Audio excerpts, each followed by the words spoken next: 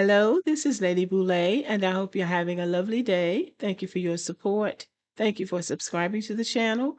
Thank you for your comments, and thank you for your thumbs up. Thank you for all you do to support the channel. And yes, we are commanded to love one another, whether we want to or not, or whether we agree with each other or not. Well, sometimes things just come out of the clear blue sky and shock you, and you weren't even expecting it. And it turns out to be something of a serendipity experience. Is the unexpected discovery of something good. And so we talk about the wealth gap in America between Black and white Americans, and it's there, it exists. The wealth gap between Black and white Americans exists. But the news for Black Americans is very encouraging. For all of this talk about us being lazy and not being educated and a multitude of problems that people think we have in the Black community, but out of all of that, there is good news. There is evidence of effort and hard work and us just putting our shoulder to the plow and doing what we have to do day by day. And eventually we see results. So I saw this video and I thought, what? So I had to go back and, check my friend, the co-pilot, to make sure this was true. And it's really true. So I'm going to let you listen to the video and then I'm going to come back and tell you what the co-pilot said.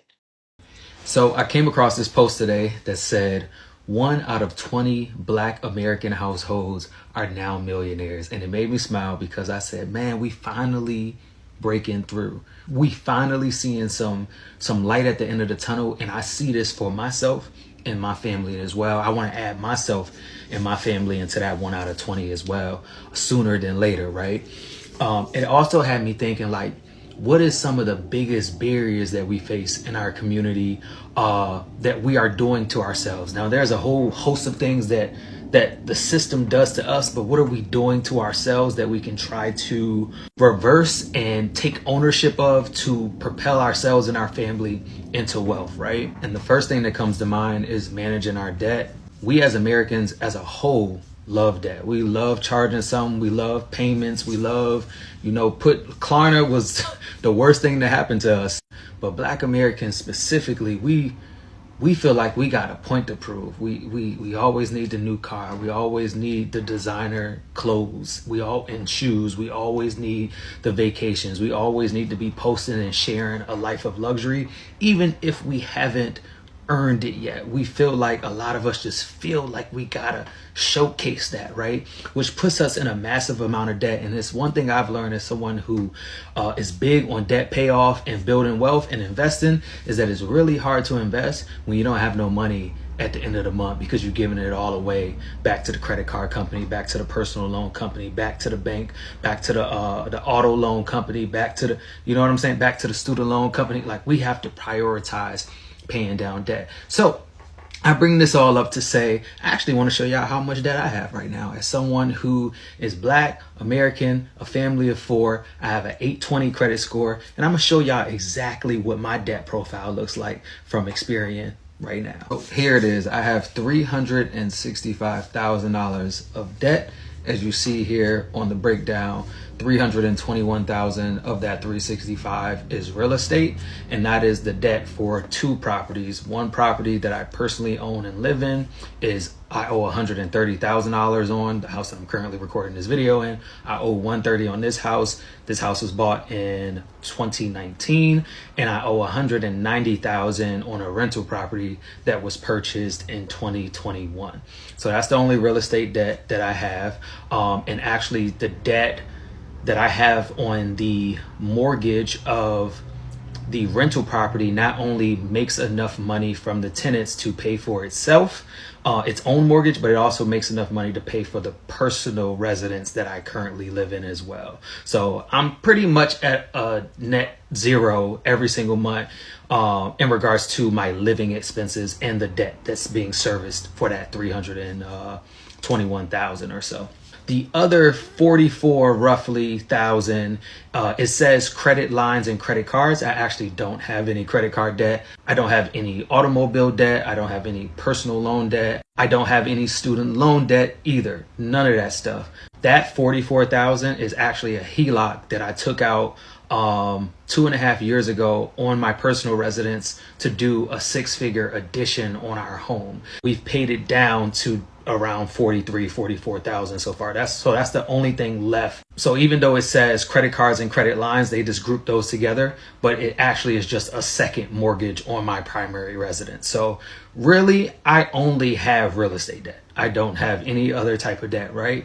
And what that allows me to do is have money left over every single month to invest. If I had car notes, if I had credit card debt that I was paying every month, if I had personal loan debt, if I had student loans that I was paying every month, it would make it significantly harder to put money aside and invest for my future and get us into that $1 million status, that 1 out of 20, right? And I noticed from just talking to people for years and years about money, the main thing that's holding them back is debt.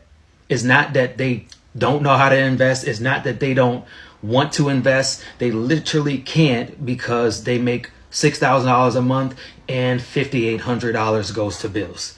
So when you manage your debt properly, not only will your credit score benefit from it, but you'll actually have money left over to take ownership of your future. Well, I would tip my hat to anybody that has an 820 credit score. Mine hovers around 750 and 780, but 800 and something, that's a very good credit score. I mean, I can only imagine. Also, he is right. We Black Americans need to manage our debt more. But, we'll get there. We've gotten this far. So I feel like we'll make some changes as we go along and we will get where we need to be. Now, this is what the co-pilot said about Black wealth. About 1 in 20 Black households in the United States have wealth over $1 million, which translates to roughly 5% of Black households. This figure highlights both progress and persistent disparities. Well, definitely it highlights progress.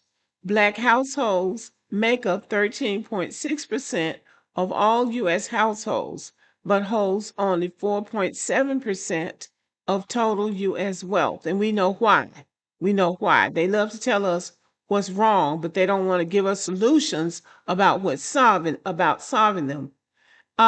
So while the number of Black millionaires is growing, estimated at around 1.4 million households, the racial wealth gap remains significant. It is significant, but when you consider that they want to compare us to white people. White people didn't go through slavery. They didn't go through Jim Crow.